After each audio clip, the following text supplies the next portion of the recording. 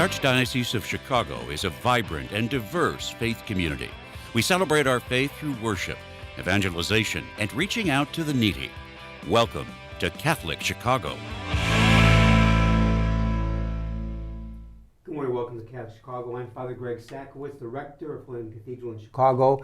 And seated to my left is co-host Mark Teresi, the gentleman who is in charge of the 175th anniversary and the 150th anniversary of the cathedral. Mark and I have been dear friends. We go back many, many years. Good morning, Mark. How are you? Good morning. Good. Very good. Very good. Beautiful day. Beautiful. We've had a spectacular month of September and now October. And we have a very special program lined up this morning. We have, by way of special guest here today, the wonderful, fantastic associate pastor at Holy Cathedral, Father Andy Matajevic. I would think I would know. He knows you real well. Exactly. The name like Sakowitz. Matajevic is also like Sakowitz, so but not the same. Easiest last name in the world. How are you doing, Andy? I'm good, Greg. How are you? Doing well, and Father Andy's been with us since 2021 as a newly ordained priest. And again, Mark, we both know and parishioners love Father Andy at the cathedral for all that he has done for these 3 years He's now. A hard worker. Hard worker. People love you. You're gracious and kind. And we have a special program lined up this month of October.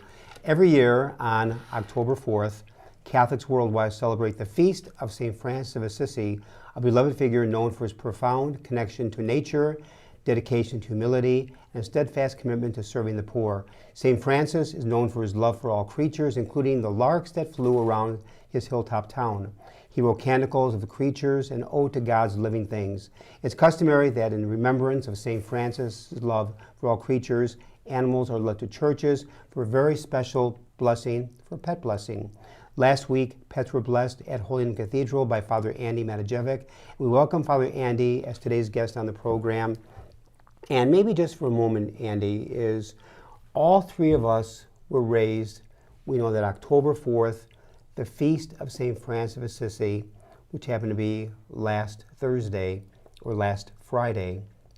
And maybe just for a moment, give us his life in terms of why the connection of St. Francis to animals. Sure. So St. Francis is one of the founders of the mendicant orders, meaning they went out and begged for their supplies and their necessities. But Francis had a very interesting life, that he was very wealthy. He had a lot going for him in his time.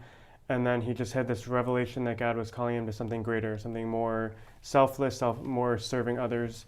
So he gave everything away. He sold everything. He kind of went through the streets of Assisi in a sackcloth, begging for food and for resources. And he's attributed to animals because he preached to the animals, that the animals heard the gospel through him. And whether it's attributed to him or not, the quote of "preach the gospel always and when necessary use words" was something Francis did. And the Franciscan order, the Capuchins, the OFMs, the conventuals, the whole Franciscan family continue to do today by preaching the gospel through their lives. You know, that is a wonderful line that's attributed to him. Preach the gospel at all times, if necessary, use words. That's such a profound line. When you think about it, it means our actions speak louder than words. Mark? Now, Andy, you've been to Assisi. I have not. You have not? I have not. Oh. Well, I thought you were. No. No, not yet. Not yet. It's a wonderful trip. The one thing that I remember, it's not about me, but what I remember is that you stand and you're looking down, and there's a church. His church is way down, not where he's buried, but what the church in his village. And he had a dream, and he had a dream, and the dream was rebuild my church. And what he did was he built a church, but that wasn't the dream. The dream was build the church from the inside. Right. So a lot of what you're talking about was his way of preaching people that we have to renew ourselves. We have to be faithful. Right. Now, you interacted with all these folks that brought their animals. I did. Yeah, any good stories that you picked up, or? So typically we do a full mass for the blessing of animals, but because of the rain from the hurricane, it was moved to a simple blessing. But every dog, every family owner has a story for their animal, and I preached very simply about how animals, pets, dogs, cats, fish, whatever it may be, they are a part of our family life, that they kind of take on the personality of their owner, and that the dog or the cat, we care for them like a child. And whether we put them above our children or not, we care for them in the sense that they are a part of our family. So when they're sick, we kind of feel the affinity to take care of them. When we feel down for whatever reason, dogs have that kind of inclination to come sit next to us to kind of make us feel better. And the line I preached about really was that for animals, for us, they are a part of our life, but to them, we are their whole life. Very that good. For the 10 to 14 years for dogs and cats, the 7 lives, we are their whole life. But for us, they're only a part of it. So we go through life. I've had 4 dogs at this point in my life. They just kind of become a memory, and they take on a part of your life history. But for the animals that we bless, it's a part of we are their whole life. And we all know insight. it's a great line. It's a great insight that for us it's part of our life. For them, it's their whole life. And I have dealt with many families upon a death of a dog. They grieve profoundly, almost like the loss of a loved one in the family, a member. And I never underestimate that, because people they've cried their eyes out. A loved dog had been with them for 15 years, 17 years, 20 years, and it's amazing. The older I've gotten, the more serious I've taken the death of someone's pet. That when they're sobbing their eyes out, it's not like, oh, get over it. Right. It's been such a big part of their life, and I'm sure you've experienced that too, Andy. Because for some people, that's all they have. They just have, when they're having a really bad day, they have no one else to talk to. I mean, the dog doesn't respond, but they take on the emotions of their owner. I agree that when a pet dies, it's a very real loss, and to treat the person with respect and love that they've lost something very dear to them. There was a story some years ago. It was a war involving the U.S. I think it was in Afghanistan, and one of the soldiers was killed. And upon the burial of that soldier, the German Shepherd spent 14 consecutive days at the gravesite. You're grieving. And would not leave. The dog refused to leave the grave because he mourned the death of his owner. Well, I don't know about you, but I brought 2 of our dogs in to have to put them down, and it is that emotion. It's a terrible grieving. But for instance, this morning, our little Addie, I have a little statue in front of me, little Addie, I don't know if I can hold it up. There's Addie. Well, this morning, and every morning, she comes on my side of the bed, it's time to wake up, puts her paw on my arm, basically. That's how dogs hug. Right. I read that's how dogs hug. And that's her routine. But to your point, she is very, very much, we're her life. Right. Like I come home at night and it's like I hadn't been, I'd been gone years. They just tune in. And the only other thing I wanted to say was our prior dog, Riley, I was sick. Craig knows how sick I was because he anointed me. I came home, I was home for 2 months. She was at my side every day. She knew something was up, and she knew she needed to tend to me. Yeah. And I thought, what a wonderful gift that we've been given. Now, what about your dogs? What were their names? Yeah, so the first dog I had was Blitzen. He was a white Samoyed. Blitzen, like the reindeer. He had to be put down when the family was away on vacation. So it's kind of a more difficult loss because we weren't able to say goodbye. We knew he was sick. We knew he was nearing the end of his life, but we were away for the week and we had to tell the vet to put him down. The second dog was Oreo. He was a great a Bernese Mountain Dog, so the black with the white line down the middle. Beautiful. Wow. He was my favorite out of the ones that we've had. He was so gentle, so cuddly, so loving, and he had to be put down when I was a junior, in between my sophomore and junior year at the college seminary. I wasn't able to go there because I was away. But and then the current 2 dogs, Maverick is a Great Pyrenees, so another big white dog, and then Charlie's a German Shepherd mix. Do your family have them now? The 2, Maverick and Charlie. So how do they treat you when you come home? Oh, they greet you. They do, but they're kind of like, we're kind of done with you because you moved out. So I'm like, okay, fine. Right. Which means your whole life, Andy, you've been raised around dogs. Yeah. And before we go to break, a hobby that many people know that I have is I raise canaries. I started when I was in high school with no success, but I had the canaries. Off the seminary, I gave the birds away. When I was a deacon at the age of 25 in 1978, I got back into canaries, got a pair, actually raised about 4 babies, and then brought them all to Church of the Holy Spirit, newly ordained. I gave it around 1984, stayed away from the canaries as a hobby until I got to St. Mary's in Evanston in 2010, had as many as 40 birds in the rectory, but I had Father Tony, and then Charlie Luzak, who's now 99 years old, and Tom Mann. Every day we'd go into the bird room, the 4 of us. And at the cathedral, I now have 7 canaries. So as we're going to break, thanks to the great work of Clint Cottrell on the staff here in the radio and TV office, did a wonderful piece about the canaries at Holy Cathedral. So on that note, before we go to break, moving into break, take it away, Michael and Clint.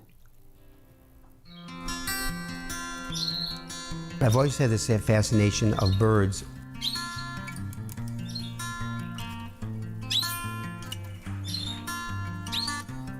Honestly, don't know why.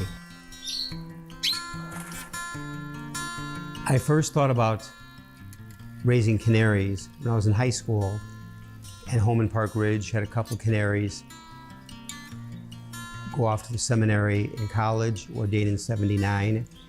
And during my deacon year, right before ordination, a professional breeder introduced me to canaries again.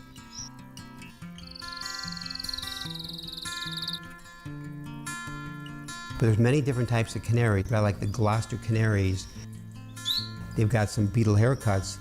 In fact, some of these canaries have more hair than I do. 7 days old. And there's Mama to the right, Papa to the left.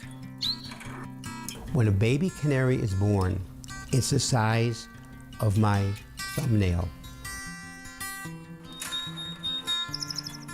I love the song of the male canary. Females chirp, males sing. When I was breeding canaries 40 years ago, I had 4 eggs with a hen. The 4th egg started to open, but the baby could not break through out of the shell. So, Father Greg to the rescue. I took the egg, took a hot pin, sterilized it, and put a few holes, further cracks into the egg shell to help the baby. The canary broke free. However, that baby canary died 3 days after breaking through the eggshell. Why did the baby die? You didn't allow the baby canary to struggle with life itself. And by not allowing that canary to struggle with life itself, it wasn't strong enough to survive as a canary. All right, so listen up. State Farm was trying to charge me $197 for car insurance. I am a seminarian. The church needs compassionate and well-trained priests to help guide each of us through life. What inspires me, what draws me always to the priesthood is continue to see priests be a beacon of hope for other people. You can play a part in the education of these young men as they prepare for a life of service to others. I want to be that beacon of hope too, and it sets my heart on fire. To support our seminarians, make your gift at archchicago.org/seminarian fund or call 312-534-7959.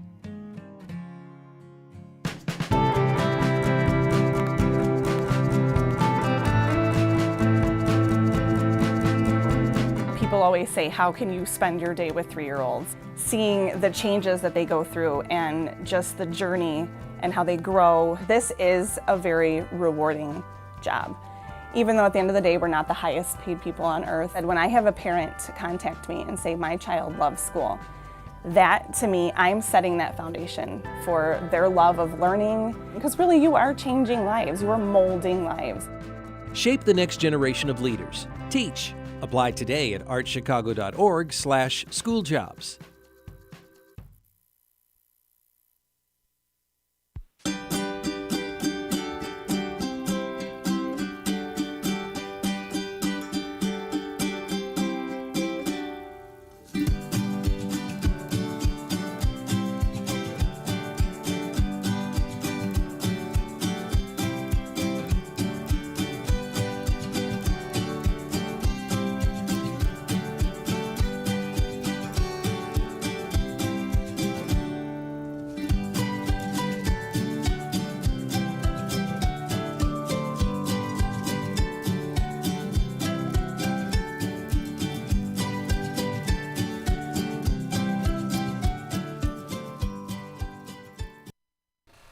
We're back, Catholic Chicago, Father Greg Sakowicz, Mark Teresi. We're with Father Andy Manischewicz. We're talking about the pet blessing at Holy Name Cathedral. Tell us about the little triplets that you were chatting So with. they're, every year they come, they're 3 triplets. I don't know what breed they are, but they're 14 years old now. They have little Harley hats, they're in a buggy. That's 2 brothers and a sister. And it's just kind of fun to see them every year, and they get older and One more wears grayer. sunglasses. And one has sunglasses. I think one has cataracts because you can see the gray in the eyes. But Really? it's kind of fascinating to see the 3 of them have stuck together for 14 years. The owner has raised all 3 of them together, and Since they were pups. Mm-hmm. Now, here's a great story, and that is, being a priest now for 45 years, I've done many pet blessings, masses, blessings, and over the years, different parishes. And the most unique little creature that was ever brought about 15, 20 years ago was a tarantula. Oh my God. It was in a glass case, covered top, sides, every bottom. With a blessing, I prayed for a happy death. Not just joking, but it was an incredibly, I don't want to say ugly, but they're very hairy. Very hairy. And I'm very glad it's in that glass container, because I didn't want to get close to it. And this guy brought his tarantula like somebody else had brought a cat or a dog or a parakeet. Now, how did they handle in the seminary training for this feast day? They didn't. They didn't, no. They don't, Andy's right. because some priests don't like animals. They don't like dogs. They don't like cats. I love them. I love all animals. I think they're all unique in the different breeds of dogs and everything. But we bless animals basically because it shows dependency on another person. Mm-hmm. So the animals depend on us to be fed, to be sheltered, to be cleaned, just like we depend on God to move forward in our faith journey. So it's a hierarchy of order of creation. As you read in Genesis, that God created the animals, the birds of the air, the fish of the sea, and then God made man last to have dominion over all of them.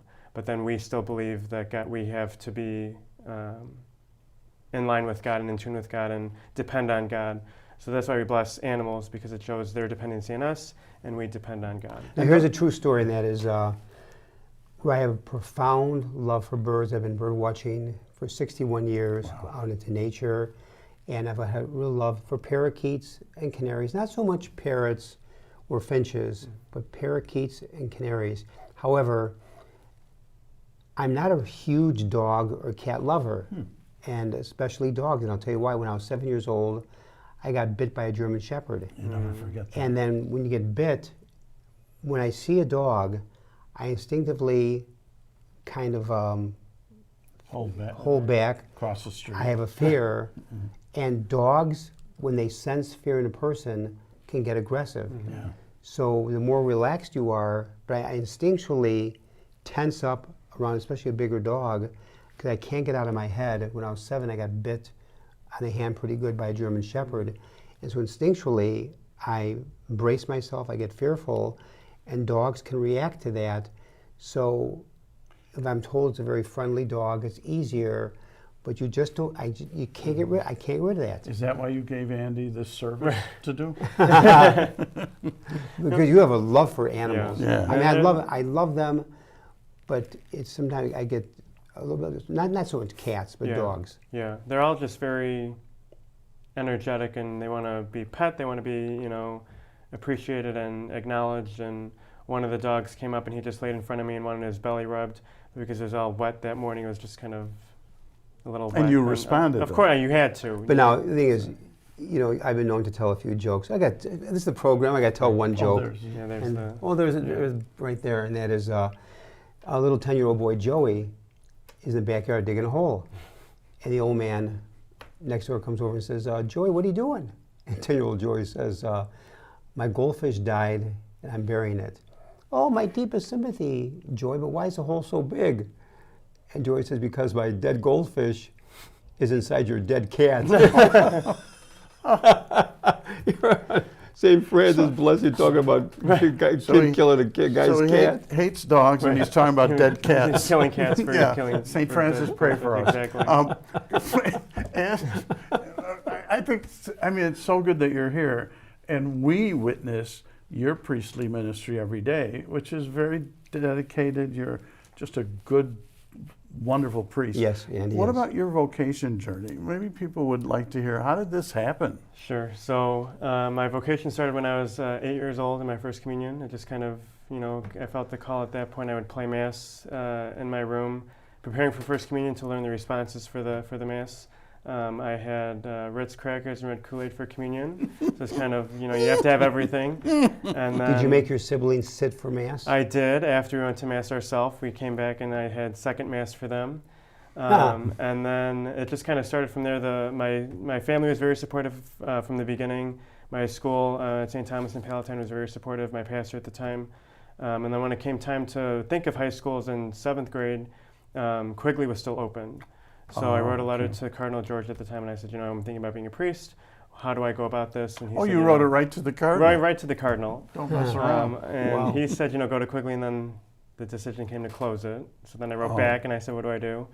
And there was this program called the Quigley Scholars. We met at St. Joseph Loyola for once a month for 4 years. I was a part of that all 4 years, and then. So where'd you go to high school? Palatine. Okay. Oh, so you went to public high school? Violet. Public high school.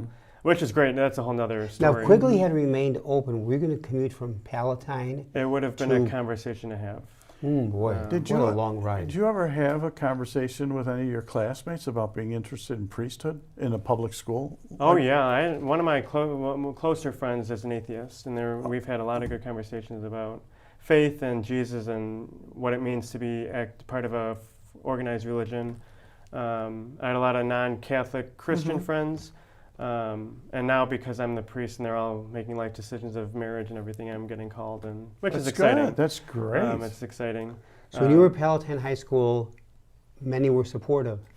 And many were unsupportive. Yeah, it's sure. about equal. How'd you handle the unsupportive ones? You just kind of, I felt happy and content with the call, and it's not their life, so. So then you went from Palatine to St. Joe's College Seminary, and then you entered Mundelein, St. Mary of the Lake University in 2017. Tell people how long, what's that tenure at Mundelein, and what do you do? So because I went to Loyola for undergrad, I got my degree in philosophy. So the Mundelein stint for 4 years was theology.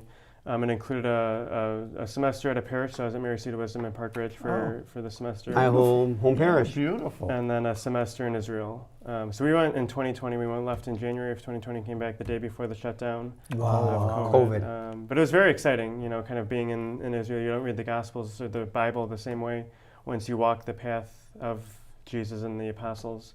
And then the deacon year, and then you're ordained a priest at the end of the 4 years.